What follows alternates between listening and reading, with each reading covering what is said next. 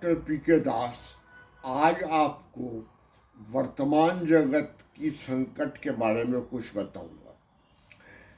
द्वितीय विश्व युद्ध के बाद सारी दुनिया 3 प्रकार के देशों में बंट गई। सबसे पहले औद्योगिक रूप से विकसित यूरोप और अमेरिका के राज्य थे। उसके बाद साम्यवादी सरकारों वाले कुछ देश थे, जैसे रूस, चीन, वियतनाम, यूगोस्लोवाकिया, चेकोस्लोवाकिया, रोमानिया आदि। और तीसरे विश्व में नए स्वतंत्रता प्राप्त राष्ट्र थे, जैसे भारत और अफ्रीका के कुछ राज्य। ये 3 तरह के देश अस्तित्व में थे। ये बात 1950 के दशक की है। अब इन तीनों प्रकार के देशों की समस्याएं अलग अलग थी। जहां औद्योगिक रूप से उन्नत देशों की समस्या ये थी कि वे किस तरह से महामारी, प्लेग, बाढ़ आदि की समस्याओं से जुटे और अपनी बढ़ती हुई जनसंख्या को खाना खिला सके, उनका शैक्षिक स्तर उठा सके और विकसित पश्चिमी राष्ट्रों की श्रेणी तक पहुंच जाए। दूसरे विश्व में साम्यवादी देश थे। रूस, चीन, रोमानिया, बल्गारिया, यूगोस्लाविया, वियतनाम आदि देश साम्यवाद के अधीन थे। इन देशों की समस्या ये थी कि यहाँ पर सही प्रजातंत्र नहीं था। पार्लियामेंट या लेजिस्लेचर जनता के प्रति उत्तरदायी नहीं था। साम्यवादी सरकार के नाम पर साम्यवादी दल का एक विशिष्ट वर्ग सभी उसको देखता था, कार्यों को देखता था और उसके आधार पर निर्णय लेता था। जो भी साम्यवाद के विरोध में या उससे हटकर कुछ भी बात करता, उसे ये इस देश के लोग ब्लैक लिस्ट में कर देते और प्रताड़ित करते थे। ये और तीसरे विश्व में भारत जैसी और जो देश थे, वहाँ पर भूखमरी, अशिक्षा, कुशिक्षा आदि के बीमारियाँ थी। प्रगतिशील देशों की समस्या, प्रगति प्राप्त देशों की समस्या, जिसमें यूरोप और अमेरिका के राज्य थे, यह था कि किस तरह से अलगाव को दूर किया जाए। लोग शिक्षित थे, उनका जीवन स्तर दुनिया के अन्य देशों के जीवन स्तर से ऊंचा था, फिर भी सही वे अलगाव के आदी थे और एलियनेशन की समस्या से त्रस्त थे। एलियनेशन या अलगाव वह स्थिति है जिसमें कोई व्यक्ति अपने को शेष समाज से कटा हुआ महसूस करता है और मनोवेदनाओं भरे उबाऊ जीवन को जीता है। उसका अपना कोई आवाज नहीं होती, जो दूसरे करते हैं उसी की वह नकल करने पर आदी है। उसका विचार क्रम दूसरों से सुने सुनाए या मास मीडिया में प्रचारित विचार क्रम के अनुरूप हो जाता है। ये प्रगतिशील देशों की थी। और ऐसी स्थिति में कहने को तो उसके हाथों बहुत शक्ति थी, लेकिन इन देशों का चुनावों का इतिहास बताता है कि किस तरह से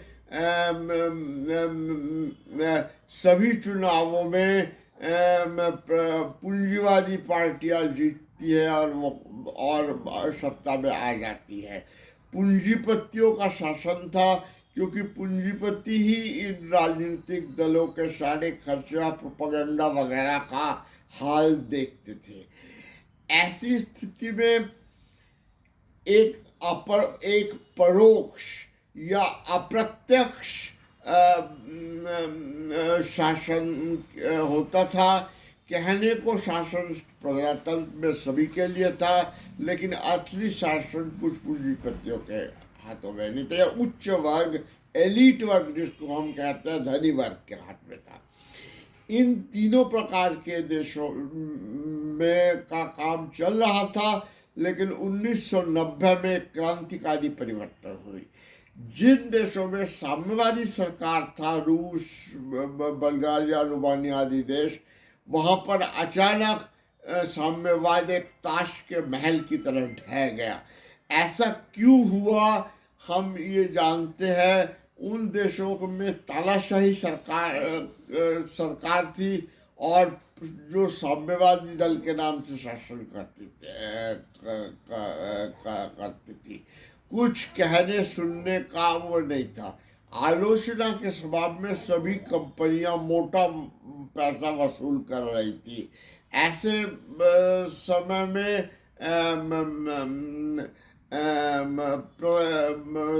स्वतंत्रता का पूरा गला घोंट दिया गया था। और क्योंकि सरकारी तंत्र और अर्थव्यवस्था को नियंत्रित करने में या उसकी आलोचना करने में जनता समक्ष रही थी, इन देशों में इनएफिशिएंसी, अयोग्यता का काम का शासक था। परिणाम ये हुआ कि जिस आर्थिक समता के लिए इन देशों में साम्यवादी शासक दल सत्ता में आई थी, उसी आर्थिक व्यवस्था की गरीबी के कारण इन देशों में भयंकर गुस्से से ओतप्रोत जनता हो गई। और परिणाम ये हुआ कि उन्होंने अचानक साम्यवादी दल के प्रति अपना समर्थन खींच लिया और पूरा तंत्र ढह गया। ये 1990 तक हुआ। रूस, चीन और पूर्वी यूरोप के राष्ट्रों में खत्म हो गया। चीन ने एक अलग ही रास्ता अपनाया।